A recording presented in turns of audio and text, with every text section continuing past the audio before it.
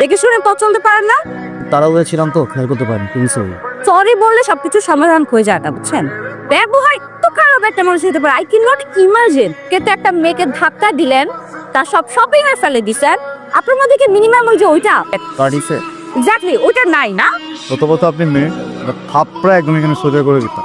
ধাক্কা আমি একা দিচ্ছি, আপনিও তো ধাক্কা দিচ্ছেন। তাড়াহুড়া ছিলাম, ধাক্কা একটা লেগে গেছে, এই জন্য আমি আপনাকে সরি বলছি। আপনি তো অবশ্যই ব্যবহার করুন। আপনার মধ্যে কোনো মানে আপনার অডাসিটি দেখে আমি অবাক হয়ে যাচ্ছি। ফাউল কোথাকার।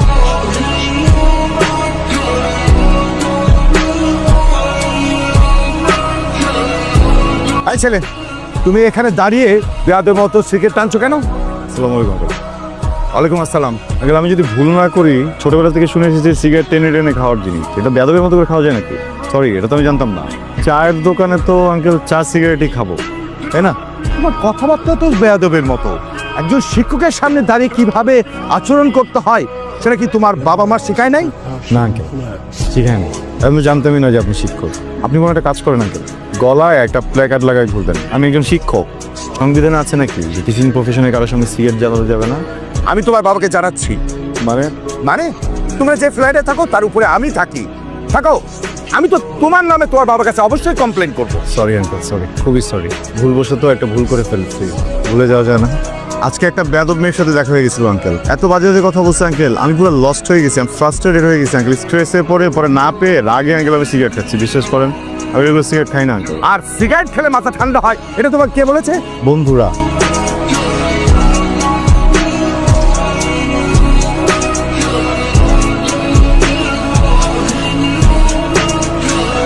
এই হ্যালো, হেই এক্সকিউজ মি, দাঁড়ান।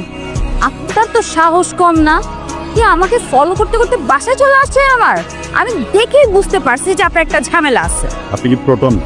আমি যদি সহজ মস্তিষ্কে সহজ ভাষায় বলে আপনি আমাকে ফলো করতেছেন, উত্তর আছে কোনো? আপনার না ইমিডিয়েটলি একজন সাইকিয়াট্রিস্টের কাছে যাওয়া উচিত। এটাও হতে পারে আপনি অনেক মিথ্যা কথা বলেন। আপনি হয়তো এখন বলবেন আপনি এই বাসাতেই থাকেন। আমি এই বাসাতেই থাকি। ফ্ল্যাট নাম্বার কত? ফোন নাম্বার জিজ্ঞেস করলেন না, পছন্দের রং জিজ্ঞেস করলেন না, পছন্দের খাবার জিজ্ঞেস করলেন না, সোজা ফ্ল্যাট নাম্বার।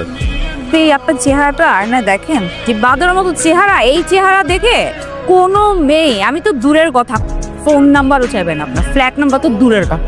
একদম ঠিক কথা বলছেন। বাদরের মতো চেহারা না, বুঝছেন? হঠাৎ করেই কোনো কারণ ছাড়া পিছন থেকে একটা মেয়ে আমাকে ডাক দিল, কারণ ছাড়াই কথা বলা শুরু করলো। অকারণে এত কিছু ঘটায় ফেললো কেন জানেন? কারণ সে কারণ ছাড়াই আমাকে পছন্দ করে। ভালো থাকবে।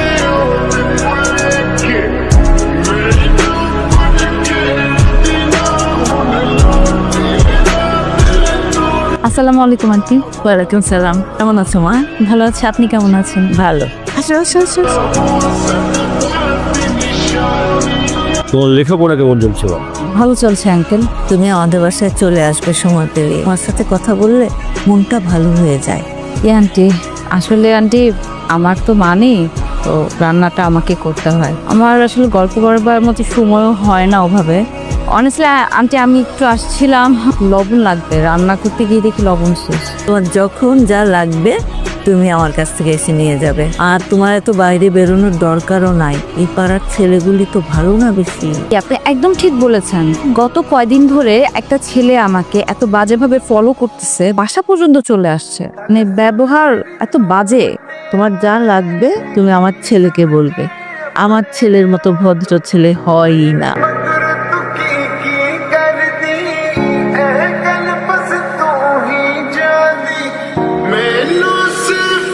রুশো, তুমি কি এখানে ফোন ইনস্টল করার জন্য এসছো নাকি আমার সাথে কথা বলার জন্য আসছো? কথা বলতে এসছি। তাহলে ফোনটা রাখো, আমার সাথে একটু কথা বলো। বলো, এত আর্জেন্ট কেন ডাকছো? কি হয়েছে? তোমার সাথে আমার ইম্পর্টেন্ট কথা ছিল। কখন থেকে তুমি ফোন চালিয়ে যাচ্ছ? তুমি কি কখনো আর সিরিয়াস হবে না? নেক্সট টাইম আমার ফোনটা টানবে নিবা। বাপ মাও কখনো আমার ফোন ধরে না, বিষয়টা আমার একদম পছন্দ না। গতকাল তুমি আমার ফোন ধরনি কেন? ঘুমাই গেছি পরে। গত পরশু কি করছো তাহলে?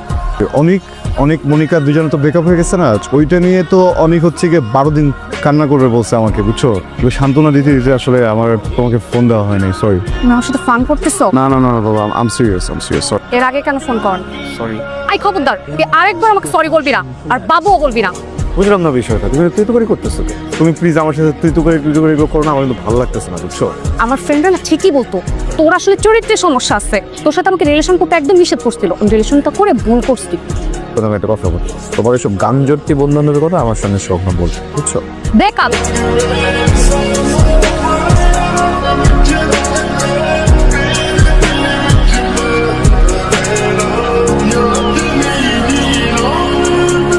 কোত্থেকে আসছো?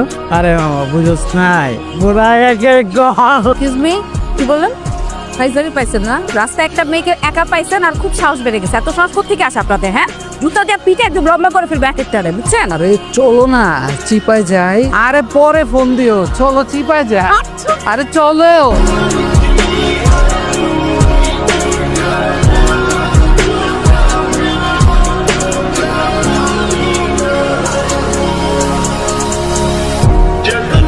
সিরিয়াসলি আপনি না আসলে বিপদ হয়েছে। তো আসলে অ্যাকচুয়ালি গুড, নাইস। আমার জায়গায় অন্য কোনো মেয়ে হলে আপনাকে অনেক থ্যাঙ্কস দিত অ্যান্ড অবশ্যই একটা ট্রিট দিত। আমিও আপনাকে একটা ট্রিট অবশ্যই দিব কালকে শার্প বিকেল 4টায়, ওকে? আপনারা আমার কিন্তু একটা খেলা আছে জানেন, একটা মজার কথা শুনবেন। আজকে থেকে কিছুদিন আগে ঠিক এই রেস্টুরেন্টে এই টেবিলে বসেই আমার লাস্ট ব্রেকআপটা হয়। আপনার সাথে কোনো রিলেশনশিপে থাকবে? ও মাই গড, কয়দিন ছিল? বুঝলাম না বিষয়টা কি বোঝাতে চাইলেন আপনি যে আমি কুৎসিত? আজ পর্যন্ত যতগুলো প্রেম করেছি এর অর্ধেক পরিমাণ প্রপোজাল আপনি রকম এই যে আপনার গার্লফ্রেন্ডগুলোর সাথে যে ব্রেকআপ হলো, এটা আমার জীবনের প্রতি 6 মাসের একটা নতুন জীবন যুদ্ধ। আমার কোনো প্রেমিকাই কেন যেন 6 মাসের বেশি আমাকে সহ্যই করতে পারে না। আই গেস আমি আপনার প্রবলেমটা একটু ধরে বুঝতে পেরেছি।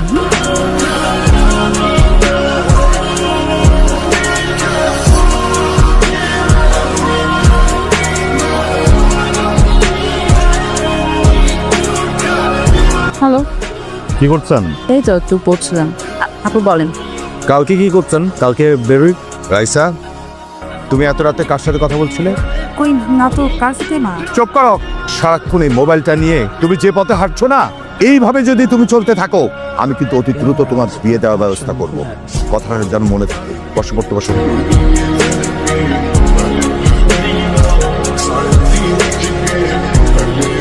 এক গুচ্ছ কদম হাতে আমি তোমার সাথে বৃষ্টিতে ভিজতে চাই, তুমি ভিজবে আমার সাথে?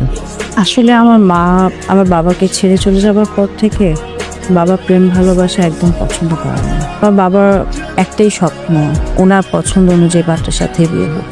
আপনাকে আমি বন্ধুর মতোই সবসময় ভেবেছি, আসলে এর বাইরে কখনো ভাববার সুযোগ পাইনি। কারণ আমার বাবা আমার জগৎটাকে এমনভাবে লিমিটেড করে রেখেছে, আমি চাইলেও কিছু ভাবতে পারি না।